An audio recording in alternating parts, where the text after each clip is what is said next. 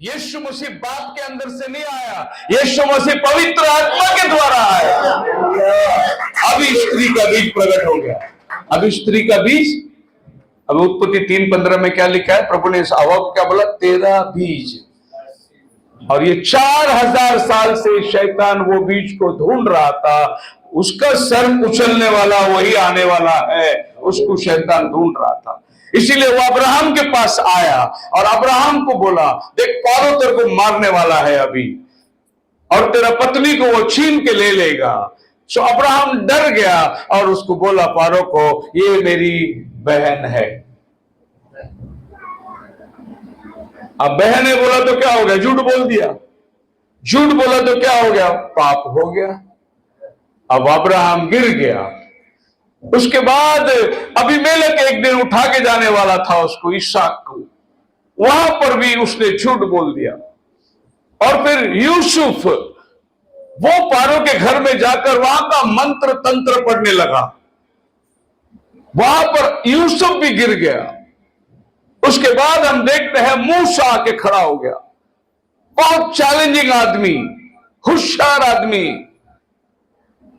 लेकिन मोसेस को ले जाकर एक दिन उस पत्थर पे प्रभु ने बोला बोल, पानी देगा, लेकिन उसको गुस्सा आया और उसने पत्थर पे मार दिया।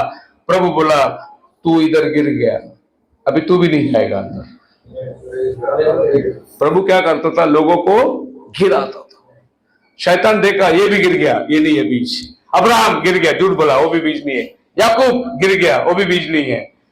वो टेस्ट कर रहा था वो औरत का बीज किधर है जो मेरा सर कुचलने वाला है।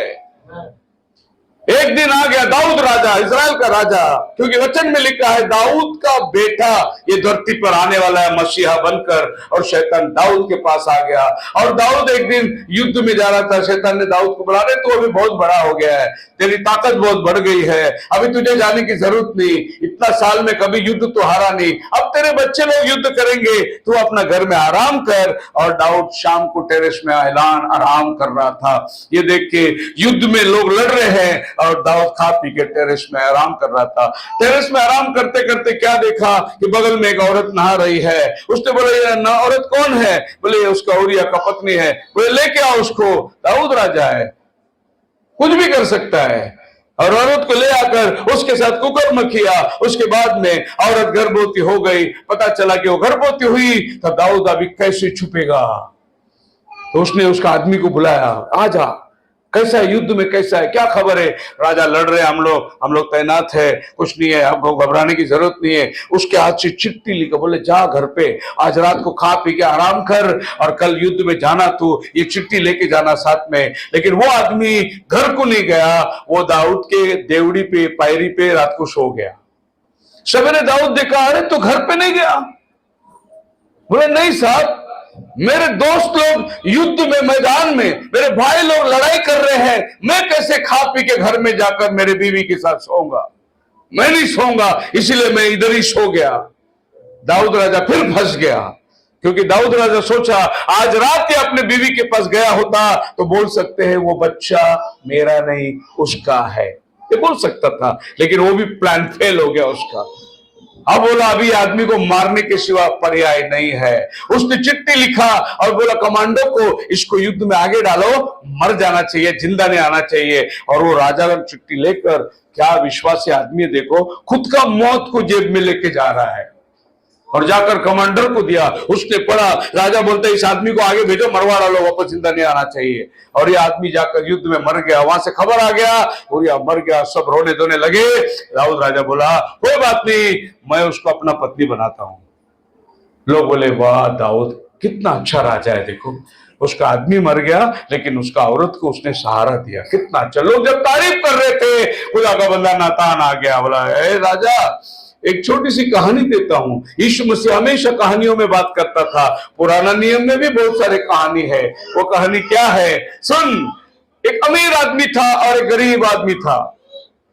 अमीर ने अपने घर में मेहमान आने के बाद उस गरीब के पास से एक ही भेड़ थी उसकी, उसने पकवा के अपने मेहमानों को खिला दिया। राजा को बहुत गुस्सा आया ऐसा सिंहासन से उठा, ऐसा आदमी को तो मौत की सजा होना चाहिए। कौन है वो आदमी? नातान बोला तू ही है।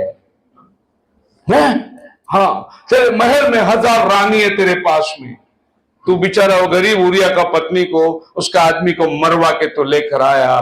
दाऊद वहीं गिरा, प्रभु मुझे क्षमा कर, मां के पेट से ही मैं पाप में पैदा हुआ प्रभु। भजन संहिता 21 का आया उसने। अब शैतान जो दाऊद को गिराया, बोला ये भी नहीं है पीछे। अब शैतान दूसरे को परखने के लिए जा रहा है। ऐसे ही शैतान 4000 साल से, सॉरी 4000 साल से सबको गिराते आया, गिराते आया, गिराते आया। एक दिन यीशु मसीह बपतिस्मा लेकर 40 दिन के उपवास में गया, शैतान उसके पास आया।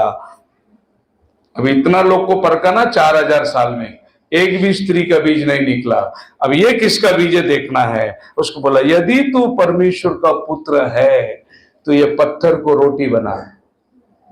एक्चुअली वो पत्थर और रोटी का सवाल ही नहीं है। सवाल ये था, तू ही है क्या वो खुदा का बेटा जो मेरा सर कुचलने के लिए आया? वो पूछ रहा था।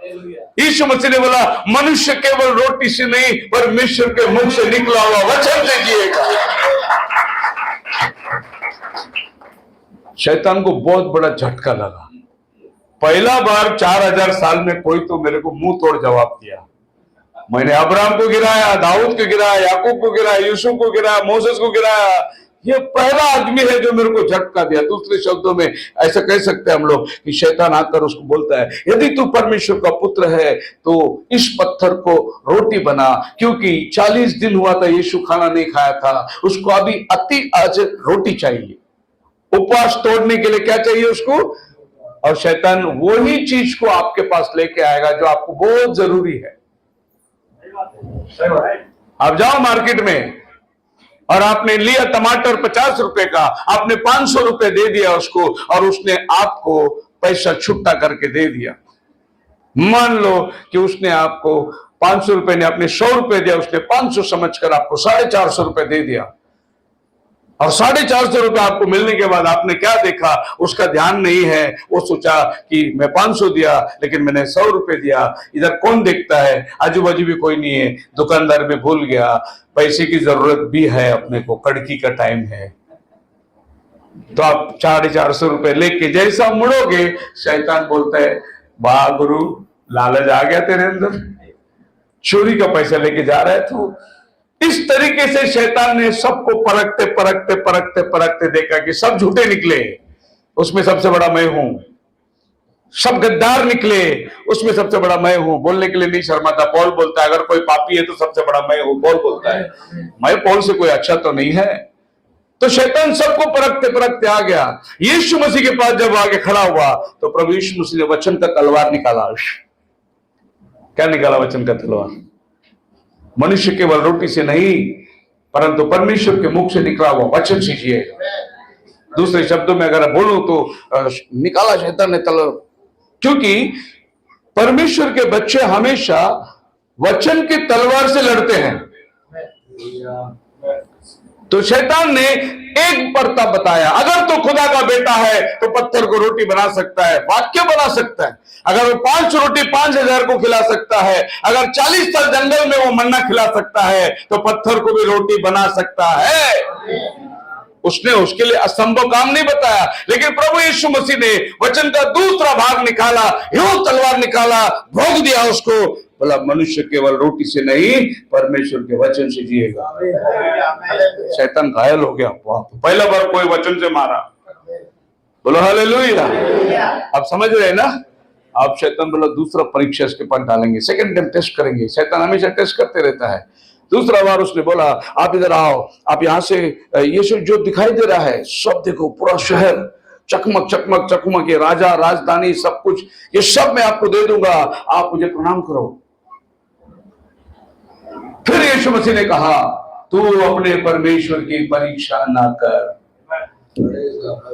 क्योंकि शैतान को मालूम है अगर मसीहा आएगा तो ये जगत का उद्धार करने के लिए आएगा। उसने ऑफर दिया मैं देता हूं आपको,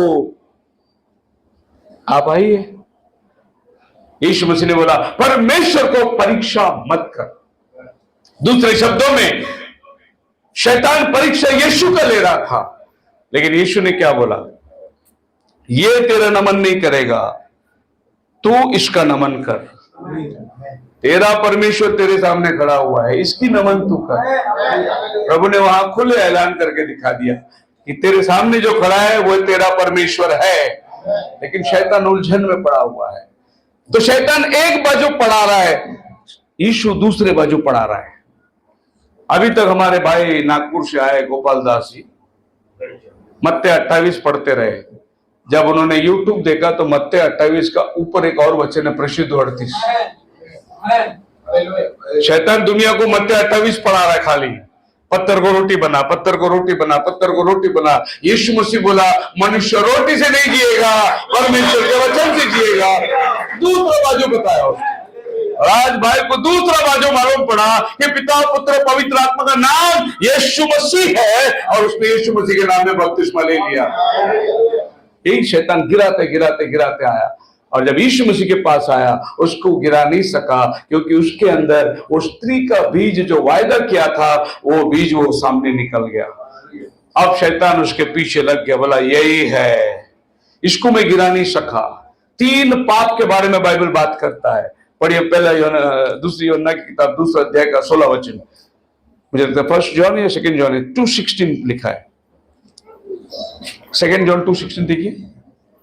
क्योंकि जो संसार में है, हाँ, अर्थात शरीर की अभिलाषा, आंखों की अभिलाषा, जीविका का घमंड, की ओर से नहीं। ये 3 पाप के बारे में बाइबल बात करती है। संसार की अभिलाषा, जो शरीर की अभिलाषा है, आंखों की अभिलाषा, जो हमारा मन चाहता है, और जीविका का घमंड, यही 3 पाप आदम के पास आया था शैतान ने लेकर। शरीर की अभिलाषा, फल खाने में मन भाव था, अच्छा था, स्वादिष्ट था। शरीर की अभिलाषा। आंखों की अभिलाषा, फल दिखने में अच्छा था, मन को खींचने वाला था। जीविका का घमंड, तू ये खाएगा तो परमेश्वर के समान हो जाएगा। जीविका का घमंड। और पहला आदम गिर गया, दूसरा आदम प्रभु यीशु मसीह धरती में आया। पहला कुरिन्थियन 15 अध्याय 45 वचन में लिखा है, यीशु मसीह दूसरा आदम बन के आया, और शैतान उसके पास भी यही 3 फल लेकर आया। क्या लेकर आया? ये सब जो तुझे दिखता है मैं तुझे दे दूंगा। आंखों की अभिलाषा, यीशु मसीह ने उसके ऊपर जय पाया। हम लोग आंखों की अभिलाषा में गिर जाते हैं, यीशु ने जय पाया। दूसरा, शरीर की अभिलाषा, तेरे को भूख लगा है ना, 40 दिन खाना नहीं खाया ना, ये पत्थर को रोटी बना खा ले। शरीर की अभिलाषा, ये पापी पेट का सवाल है। जाके आज 12-12 घंटा 16-16 घंटा फर्नीचर मार्केट में काम करके आते, पापी पेट का सवाल है। कैसा भी ये पेट से मेहनत, पेट के लिए लाना है, अपने पेट के लिए, बीवी का बच्चों का पेट भरना है, उसके लिए क्या नहीं करते हम लोग। झूठ बोलते, चोरी करते, डाका डालते, खून करते, कितने गंदे गंदे काम